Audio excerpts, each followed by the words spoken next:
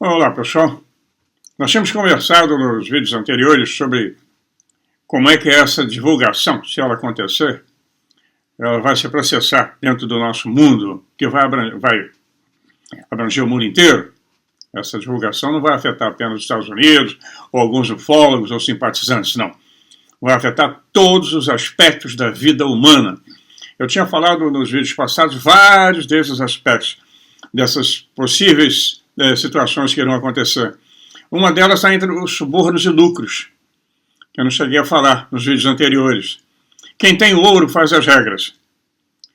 Se o acobertamento que eles estão fazendo é controlado por pessoas de dentro, como muitos acreditam, inclusive eu, elas podem estar resistindo à divulgação por causa dos lucros astronômicos e dos subornos obtidos com o desvio de tecnologia extraterrestre ultra secreta para empresas controladas por eles.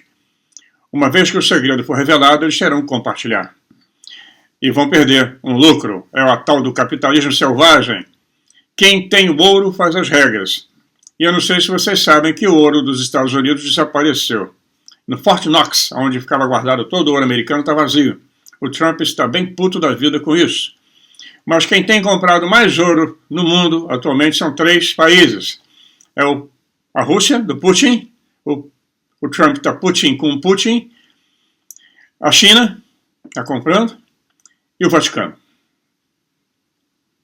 E toda a economia mundial ela é baseada no dólar, e o dólar não tem lastro. O lastro do dólar é a confiança que você tem no grande império americano. E com isso, de uma hora para outra, ele pode ruir. E o ouro volta a ter o seu valor como lastro no mercado. Então, quem tem o ouro faz as regras. Vamos continuar. Então, se as grandes corporações detêm os segredos dos extraterrestres ou interdimensionais, e que qualquer segredo divulgado vai arrasar com a economia deles. Próximo agora, que tem a ver com a guerra que está acontecendo agora no Oriente Médio e na Ucrânia, aqui na Europa, a dependência do petróleo. Essa desgraça. A dependência do petróleo. Porque o dia que eles liberarem as máquinas de energia livre, tudo isso vai acabar. Se eles tivessem dado ouvidos à Tesla, nós não estaríamos nessa confusão. Estaríamos explorando o espaço, como Star Trek, indo onde nenhum homem jamais foi. Então, a dependência do petróleo. Toda a economia mundial depende do petróleo e todos estão viciados nele e todos se tornaram viciados e nas tecnologias envolvidas com o petróleo. Isso faz parte do status quo e as pessoas não gostam de mudanças. O petróleo também envolve muito dinheiro e milhões de empregos. E esse seria um fator importante para manter o fluxo de dinheiro para as pessoas que estão se beneficiando agora desse petróleo, caro agora, por sinal, já passou deve chegar a $130 o barril, o que é um terror, é um pesadelo, mas as companhias irão lucrar enormemente. Então, reestruturar uma economia baseada no petróleo para uma economia de energia de ponto zero seria uma disrupção, seria disruptivo para toda a sociedade mundial. Milhões de pessoas ficariam desempregadas. Milhões de empresas iam falir em 24 horas. Seria o caos. Entendem como não é fácil a divulgação? Não é assim, tipo, divulga, vamos lá, tá, o ET tá aí, olha aí, fala com a gente, ET. Qual é? Como vai tua tia? Não é assim. E não vai ser. Ah, não, sei, claro, vou morder minha língua. Se houver uma divulgação fora do contexto de domínio dessa turma, que um disco desça em Manhattan, ou desça em plena praia de Copacabana, e o ET desça para tomar uma água de coco. Então é isso aí, não é fácil. O petróleo é uma delas. Depois já temos uma visão de curto prazo. O governo prepara, e eu acho que vai acontecer, opera no curto prazo, e os OVNIs serão uma questão de longo prazo. Eles vão gradativo, como está para acontecer agora.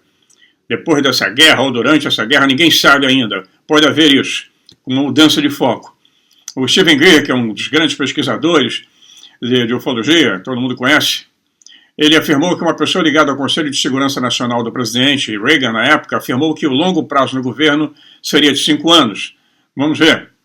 Eles podem começar a divulgar agora e até 2030, mais ou menos, eles vão complementando essa divulgação. Então, como um presidente americano tem um mandato de 4 anos, né, e como ele está sempre em busca de votos, os seus principais interesses geralmente se concentram em coisas que podem ser alcançadas dentro desse período de 4 anos. E isso é significativo se nós formos considerar as possíveis consequências de uma divulgação em relação aos votos obtidos. Então é por isso que esses segredos são segredos de Estado, não pertencem ao presidente, por isso que eles não têm acesso a todas as informações. Segredos de Estado. Então nós vamos lá para o nacionalismo, né? A divulgação da presença extraterrestre ia transferir a lealdade dos cidadãos, por exemplo, dos Estados Unidos, para o mundo, né, conhecido como o governo mundial único, o grande império. Né? Costuma-se dizer que o nacionalismo é a única opção viável, né? E perder o poder, quer dizer, essas pessoas, os detentores do poder que controlam a situação atualmente, iam perder todo o seu poder. Né? Que seria de um Putin, de um Xi Jinping, né? Quando eles sentirem que vão perder o poder total. Que existe algo muito mais poderoso do que ele. O Trump também. Por isso eles estão correndo, para ver como é que vão administrar. É uma questão de controle de danos. Eles teriam muito menos poder, né? Então nós vamos ver que isso é uma consideração futura se houver uma visão de um mundo único. No caso, os militares, os desenvolvedores de armas, a indústria armamentista, serviços de segurança teriam dificuldade e teriam muitos problemas, né, de vender armas. Nós vamos ter rebeliões explodindo em vários pontos do planeta para ver quem vai ser o interlocutor de toda essa história, né? Bom, nós temos aí, quem vai falar em nome do planeta Terra? Ou se não houver ET, se for uma situação em que esses seres são interdimensionais e estão cagando solenemente para a gente. Então aqui, aparecem quando querem, abduzem, pintam, bordam, não estão nem aí. Alguns deles fazem acordos secretos, segundo algumas narrativas, com governos, para explorar recursos minerais, vegetais e humanos. Nós podemos ser uma commodity. Assim como a guerra é uma commodity. Fornece energia vital para uma turma que vive dessa energia negativa. Tudo isso é possível. Todas as narrativas são possíveis até agora. Então, muitos OVNIs nós temos aí que são operações secretas do governo, são operações que são protegidas, disfarçadas em OVNIs. Tem um estudo da CIA de 1997, ele dizia que o papel da CIA no estudo dos OVNIs era super importante. Foi feito um trabalho em 97 pelo historiador que já trabalhou para a CIA, Gerald K. Haynes. Ele apresentou esse argumento. O Haynes afirmou que a maioria dos OVNIs vistos desde 1947 eram aviões secretos, aviões de inteligência como o U-2 e o SR-71. Pode ser. Também. Aí temos as abduções. Isso aí é a maior encrenca. Porque se o governo revelasse que há uma presença extraterrestre ou interdimensional na Terra, uma das primeiras perguntas que seriam feitas ao presidente seria: presidente, como é que o senhor, que é constitucionalmente responsável pela população do povo americano, deixou isso acontecer? Ou deixa? Estima-se que entre 6 a 8 milhões de pessoas tenham sido abduzidas por extraterrestres. Diante disso, senhor presidente, o que o senhor está fazendo para impedir isso? E com base nas evidências atualmente disponíveis, parece que o presidente não só não sabe como impedir isso, como provavelmente nem sabe por que os alienígenas estão fazendo isso. Pois é. Pesado, né? Que barra. Você lembra da Era de Ouro? Onde é que você estava na década de 60? Se você fosse um hippie adolescente, você poderia estar dedilhando seu violão em uma rua de São Francisco, na Califórnia. Ou em Búzios. Se você fosse um beatnik, você poderia estar lendo sua poesia em uma cafeteria em Veneza. Poderia estar vivendo na Califórnia, mas se você já fosse um verdadeiro fortiano, um seguidor do Charles Forte, um seguidor desse autor maravilhoso dos anos de 20, você provavelmente estaria se arrastando por uma floresta no Oregon, procurando pelo lendário Pé Grande, ou sentado na escuridão escura ao redor do Lago Ness, na Escócia, esperando que o Ness levantasse sua cabeça de sáurio acima das águas. Se os discos voadores fossem sua praia, você poderia estar descansando em uma varanda em Oklahoma, observando luzes balançando Isso na década de 60, que foi uma década de ouro. Foi uma década de ouro para muita coisa. Para mim, foi maravilhosa.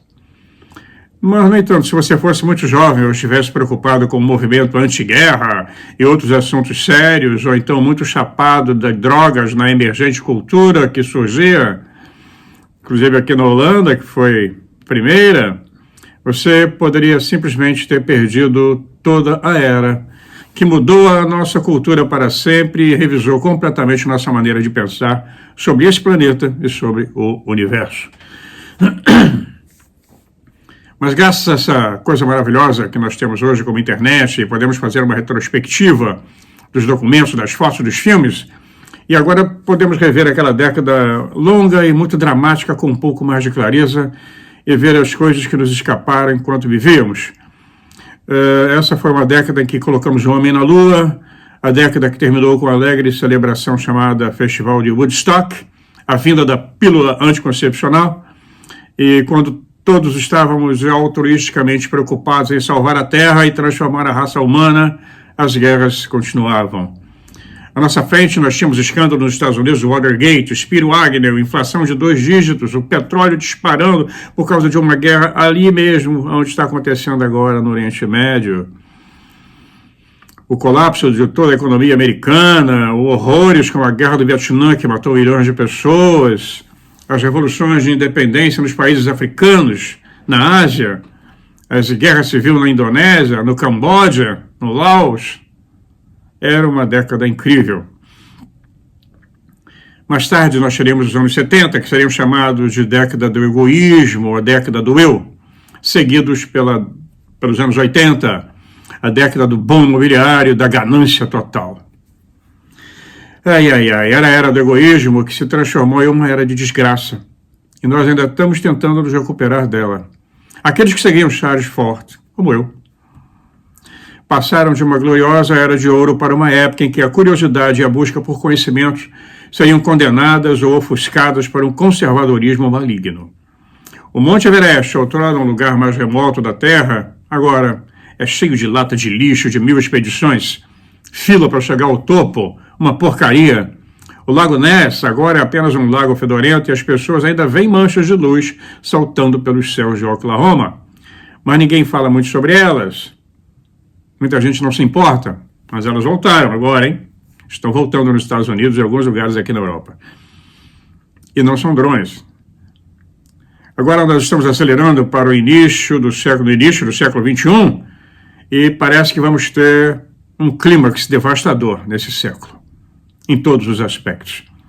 Esse pode ser o melhor momento para dar uma olhada para trás, lá na Era de Ouro, na década de 60, quando os astrônomos de todo o mundo relataram ter visto um objeto estranho, um satélite circulando a Terra numa órbita polar, indo de polo a polo, que não era nem da Rússia, nem dos Estados Unidos. A China ainda era um país confuso, metido na sua revolução cultural. A mídia rotulou esse satélite de Cavaleiro Negro e relatou seus movimentos por muitos meses. E os primeiros astronautas receberam instruções de procurá-lo em suas incursões no espaço. Mas ele acabou desaparecendo tão misteriosamente quanto apareceu. Em 1960, um engenheiro chamado Tim Disdale também virou notícia quando filmou alguns metros, algo de 90 pés de comprimento, 30 metros, nadando no Lago Ness. Vários especialistas, incluindo a Real Força Aérea Britânica, estudaram as imagens e confirmaram que definitivamente havia algo lá. Parecia que o mistério de gerações do Lago Ness estava prestes a ser resolvido. Não foi.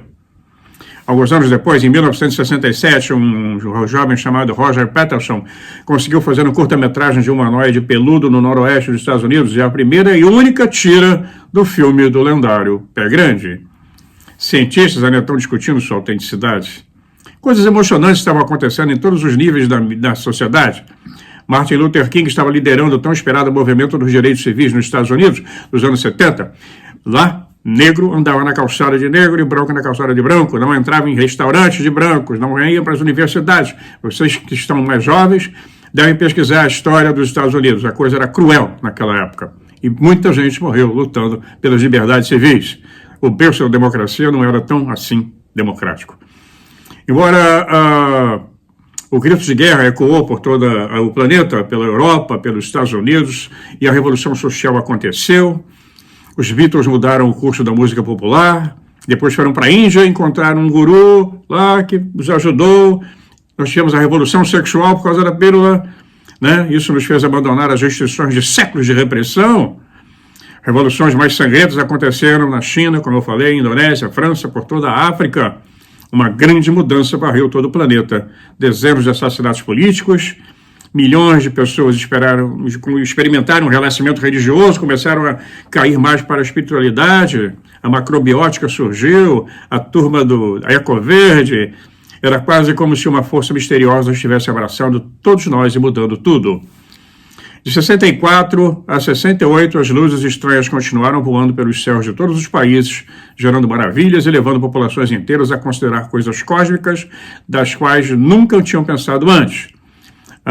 Dois países, a União Soviética na época e os Estados Unidos, embarcaram numa busca muito cara, em última análise, inútil por vida extraterrestre no espaço, quando ela está aqui. O Carl Sagan fez isso, fundaram a ciência da exobiologia, o estudo de vida em outros planetas sem nenhuma amostra real para examinar. Era uma ciência difícil, de fato, mas muito lucrativa devido às doações que recebiam.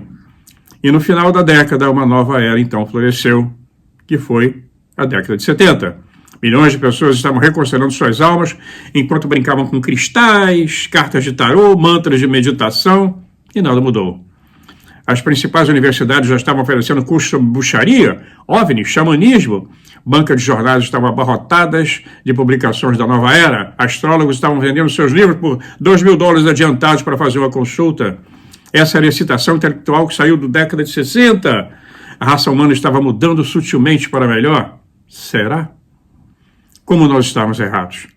Mas nós tentamos novamente nos meados da década de 80, quando uma outra era aconteceu. Médiuns espirituais se tornaram então canalizadores. E um número quase limitado de novas conspirações e tramas malignas foram introduzidas na consciência pública maltratada de vários tipos excêntricos e delirantes. Tivemos então 1000 cavalos de Troia. Depois não só o público geral perdeu interesse no assunto, após as ondas incríveis, mas agora estava duro demais para comprar até um livro. Olha o Brasil. Muitas pessoas foram atraídas para a nova era nessa década de 60, e os cultos de OVNIs foram depois diminuindo de tamanho, né? Começou a aparecer programas de televisão, tabloides, agora temos a internet, foram inventadas farsas vergonhosas, histórias vergonhosas, inventadas, fotos adulteradas, brigas entre ufólogos o tempo todo, e tudo isso, então, surgiu e encaixou na internet e a coisa explodiu pelo mundo. E vários temas continuam sendo reciclados, reinventados, as histórias continuam sendo recontadas, as mesmas histórias antigas. Então, nós vamos entender que é preciso ter em mente que o simples fato de que a ufologia americana e a mundial é baseada em fatores psicológicos que não foram bem compreendidos por milhares de anos e que levaram a raça humana a muitas e tristes eras das trevas, temos que prestar atenção nisso. À medida que o século XX chegou ao fim e iniciamos o século XXI, vimos que não estávamos confrontando uma esplêndida civilização extraterrestre, estávamos sim enfrentando a nós mesmos, é algo diferente, algo estranho e às vezes aterrador que está vindo por aí. Pois é.